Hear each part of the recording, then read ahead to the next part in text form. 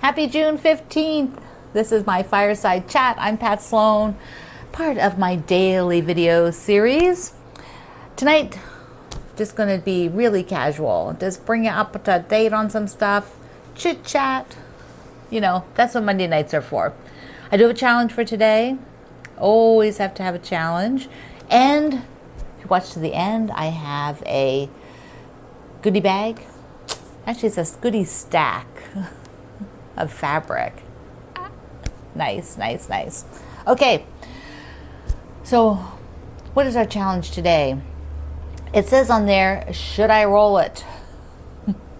So when I first learned to free motion quilt, one of the main method everybody used to get a larger quilt into this little hole in your machine. Now my hole's not so little on the Solaris, but on a lot of your machines it is smaller. It can be quite small. Like the Jubilant has a very small throat space. So, you know, a king size quilt is not really going to go in there. But even any size quilt, there are some ways that you can handle getting that in there. And one of them is to roll it. That was always what was shown.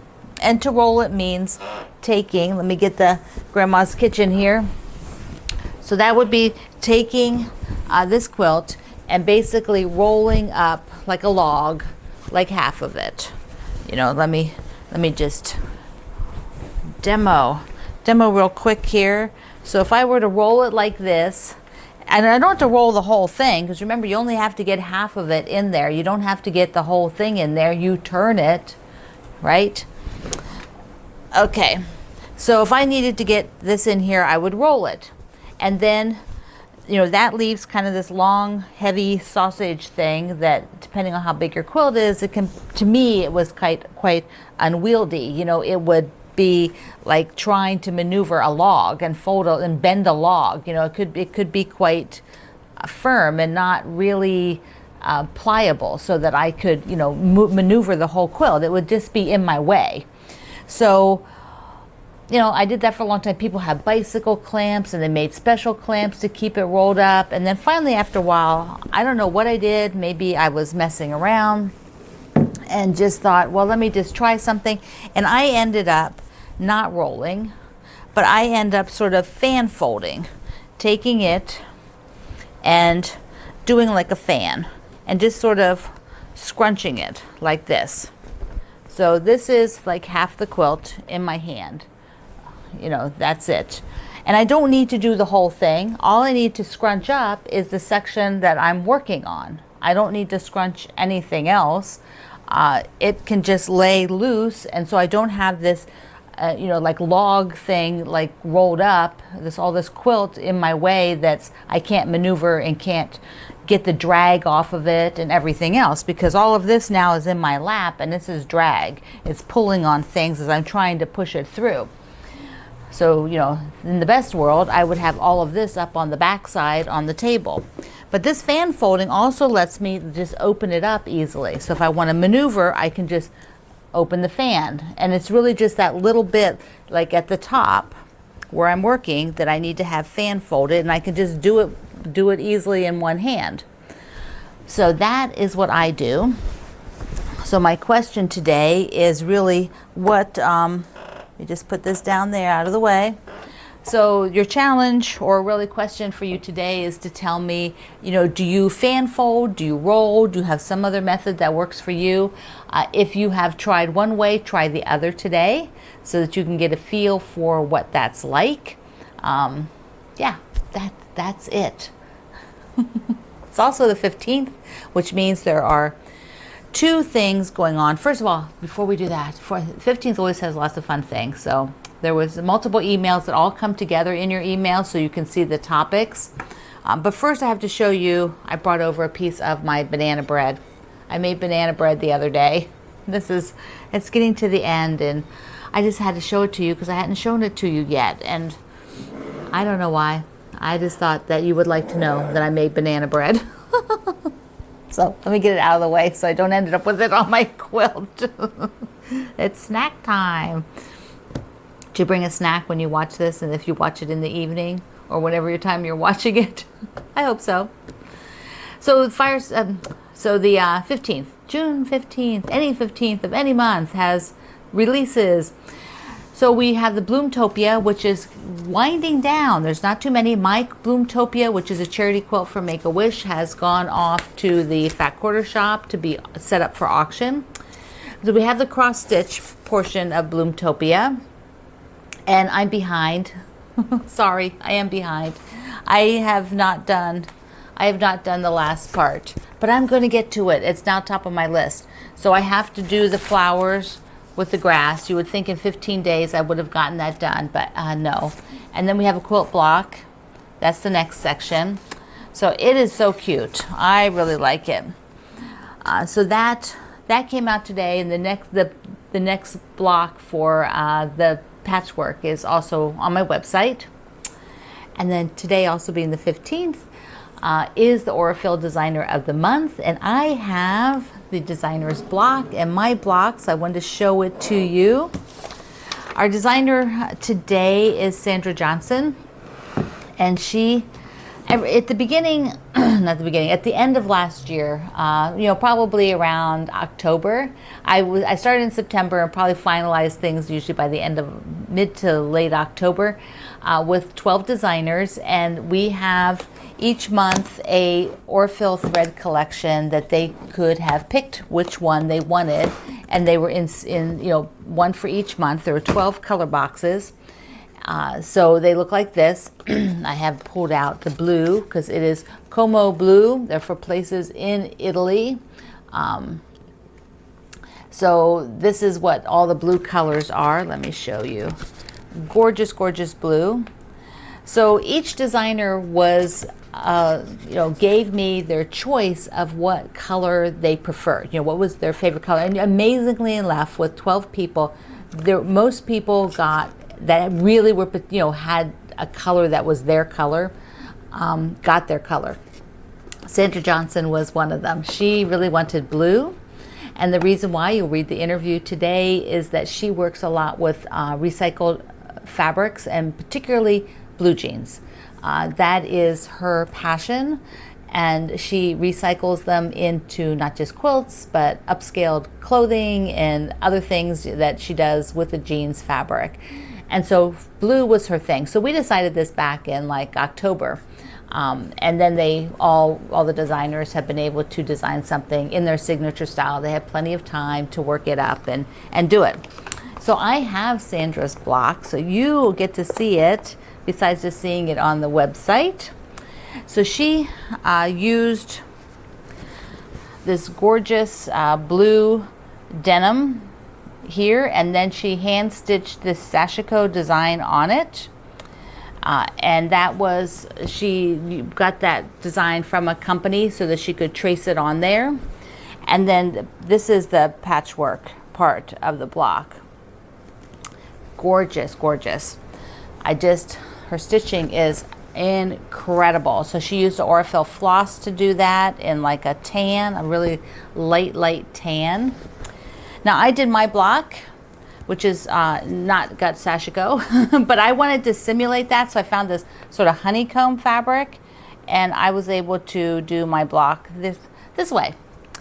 So on my website today is a link over to see download the pattern, read the interview with Sandra, and then you definitely want to go follow her. She does a lot on Instagram, but she also has a very active, she puts all that on her active Facebook page too, and then she has a website. She travels and teaches when traveling can be done, so you might want to contact her if your group is looking for somebody to do an amazing workshop. So Sandra Johnson, I was so excited to feature her, and so excited she could work with the color blue, which is her signature. Okay, so those are the two things that went on today. So I have to show you something goofy that I got. I don't know why I got this, and I don't know whether,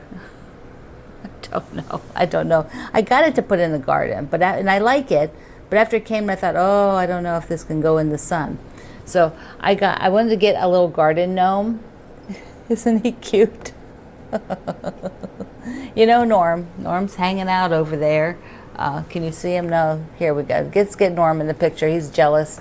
Norm is jealous that I have a garden gnome. But I'm like thinking, I didn't realize this was sort of this gold paint. So I'm debating. I might stick it outside for a little while and then just see how it does. I don't know why I didn't realize that, but reading the description. But I think he's kind of cute.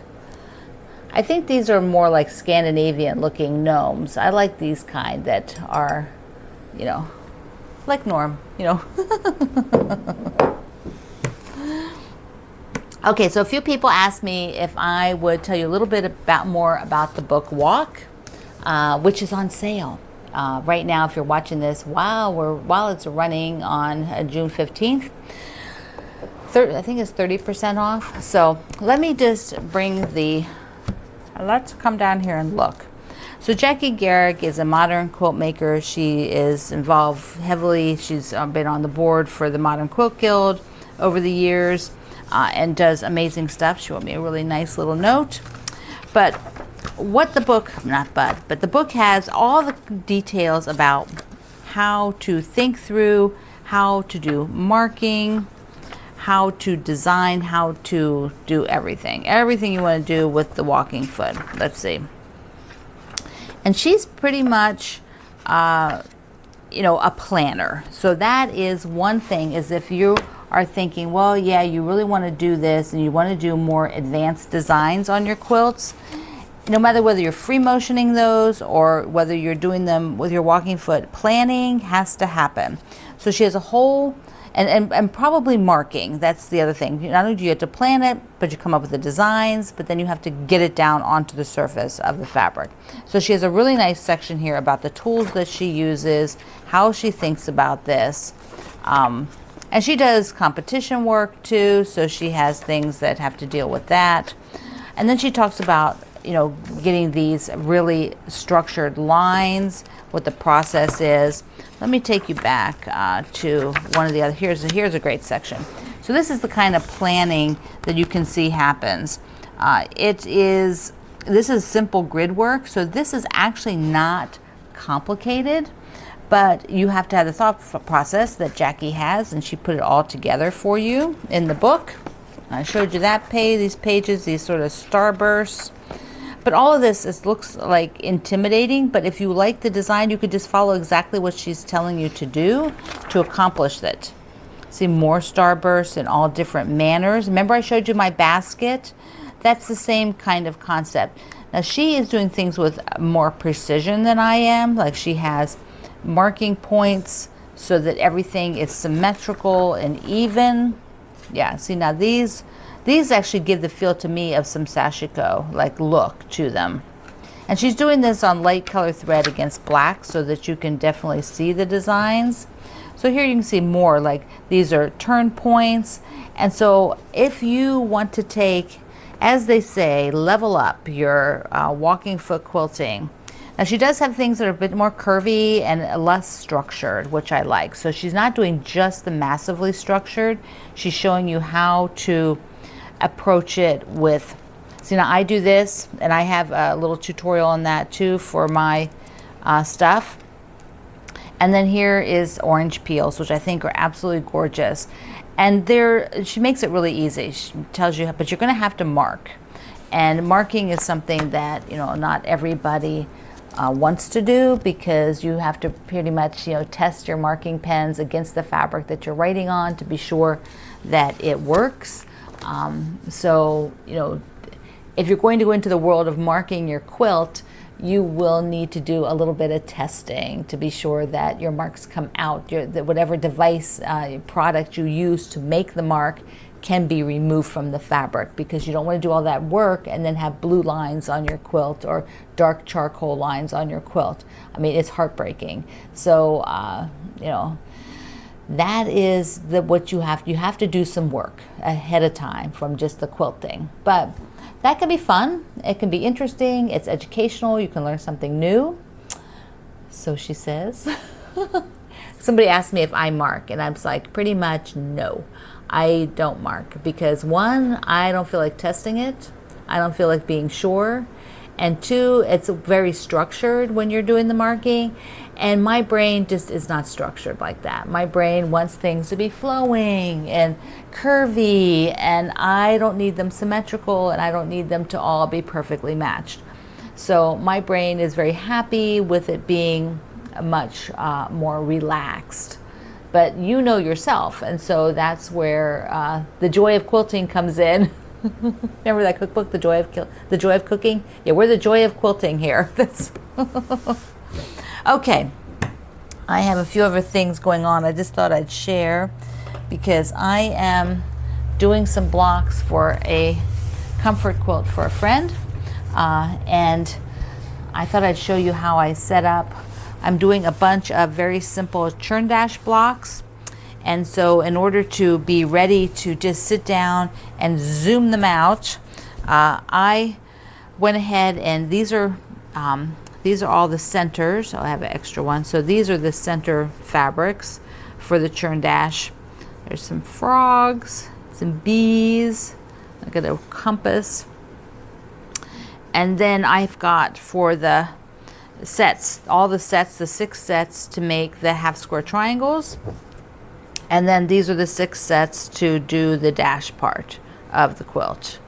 So I put them here on my design board so that I would be able to stack them up and just go and sew. So. And these are the next things that I need to do. They're all cut and ready to sew, but I need to get them done within the next few days and shipped out because one friend will be assembling the comfort quilt, and it'll be shipped off to another friend who will quilt it and put the binding on and ship it to our friend. So don't tell her, it's a surprise. It's a surprise. I have but these design boards are great for that. They come in a bunch of different sizes. I was going to show you, I've got a new mini one, but I'm not sure where I put it. There was a new mini size, and oh, here it is. I am in love with this for a different reason. So this is the new mini size. What is it? 7 by 7, this little board.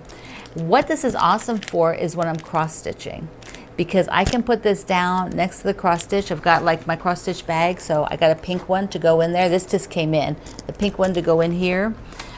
And I can lay this down and put the threads on it, and they don't go anywhere. You know, I have a little tin that I keep stuff in, but the loose threads, especially, you know, I'm using that 10 count, I'm using 4 threads at once, so that means there's only these 2 extra ones I have to hold on to. So this is great. I just lay them on here and they don't go anywhere.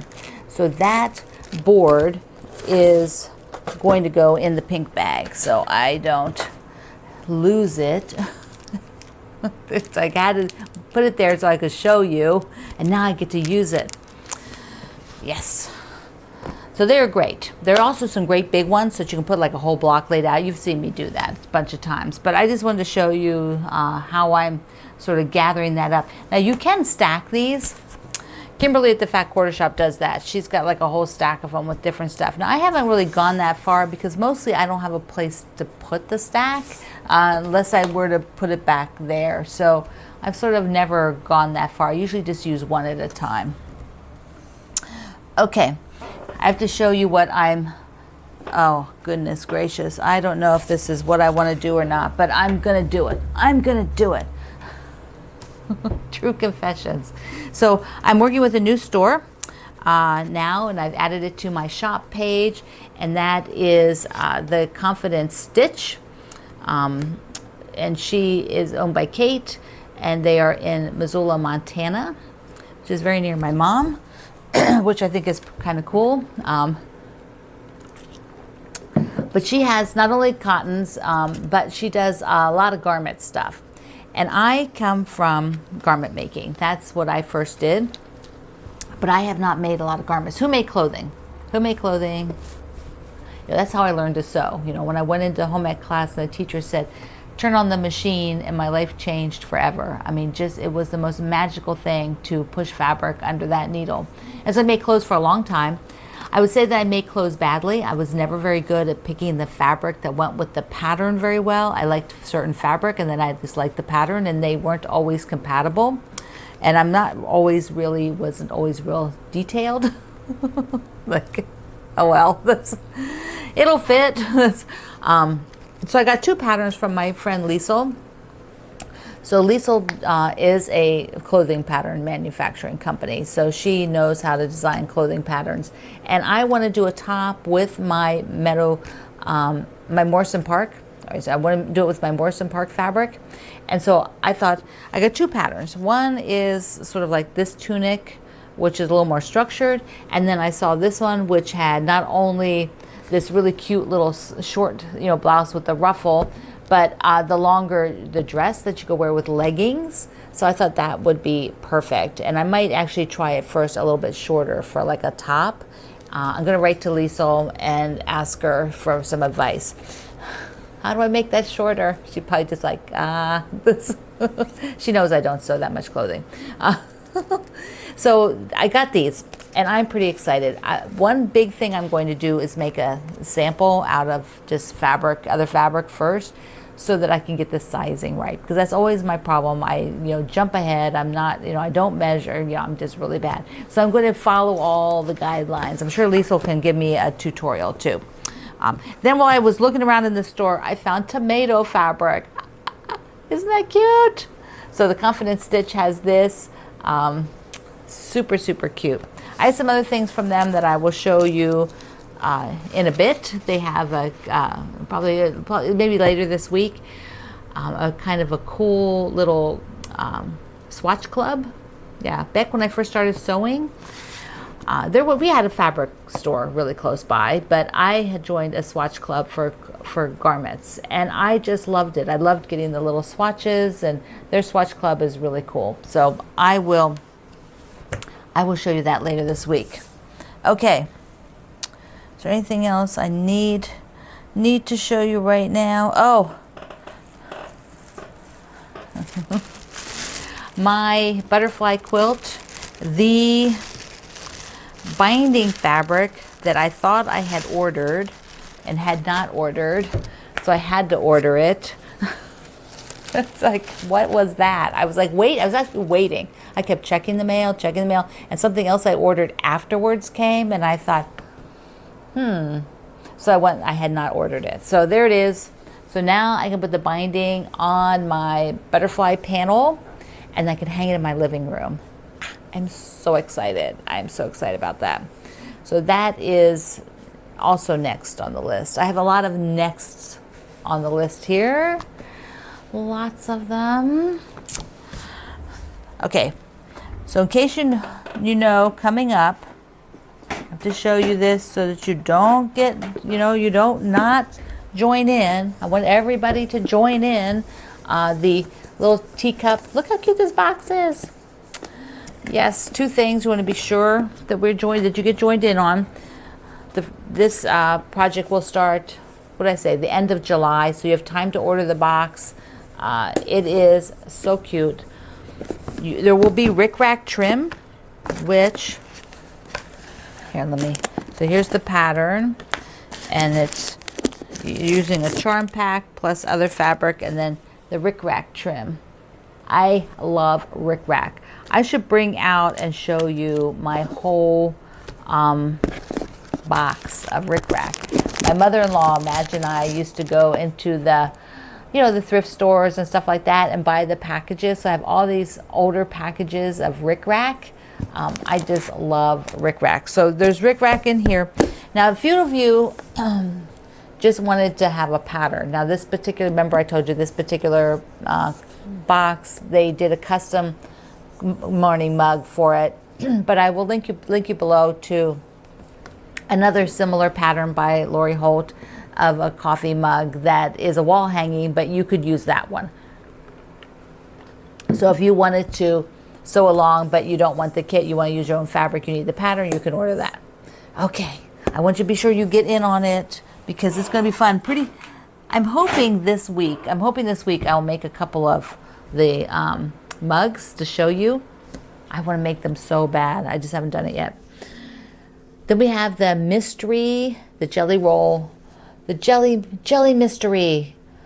So either make your own, find a jelly roll you own, order a jelly roll. It is a Christmas theme. So it does not use a whole jelly roll. So you can get the supply list. Links are below. Links are below. So once you have the supply list, you will be off and running. And that starts, I think it's like 2nd of July. So, and I'm the first pattern. You'll go to 4 of us in July, 1 a week, and download the pattern from my friend Bev at Flamingo Toes, Sherry McConnell of Quilting Life, and her daughter Chelsea Stratton. They are partners, business partners, and designed their own and designed together for fabric lines for Moda. And Bev at Flamingo Toes designs for Riley Blake. So we're all going to be showing different takes on the Christmas. And I'm using this one because it's darling. It is darling. Okay, I have a goodie bag and I went hunting around. I have a big, believe it or not, I have a drawer of stuff. Imagine that. I have a drawer of stuff and I put things in it for giveaway. And I was found, I had a bundle that I've had it for a while, so it's like totally out of print fabric. I used a few of the pieces from it, but didn't use any more of the bundle. And so that is this week's goodie. Because when I saw it, I thought, oh, this is so summery. It's like a really juicy, summery palette of, look at that. It's got teal, and it's got yellow, and sort of a light orangey peach, pink, and a little bit of black thrown in that one. So there's a bunch of these really nice tonals. This was a Connecting Threads bundle, one of their fabric lines, and I checked, it's not there anymore. So whoever gets this gets a really cool, unique bundle. It was out there a little while ago, but I like it. So here's the question, and you answer at my website, not at YouTube, at my website. So here's the question. I had to write it down. All right. So what's the best thing that you have learned so far in June? What's the best tip? What's the best hint? What's the coolest thing that you've noticed or you've tried or you've read during the month of June for your quilt making? It could be what we're doing for free motion or walking foot. It could be something entirely else, something else that you ran into. But what I want to know, you're going to leave a comment to be in the running for this. It'll be up there for 2 weeks. So in case you don't get to watch these at the time and you catch up next week. Anyway, 2 weeks. Tell me, what is the niftiest thing you've learned so far in June? Okay. Thank you for hanging out here, chatting, being a part of my community. Thank you for using my links. Subscribe below. I am Pat Sloan. I love you, and I am so thankful to have you here watching. I will chat with you online. Mwah.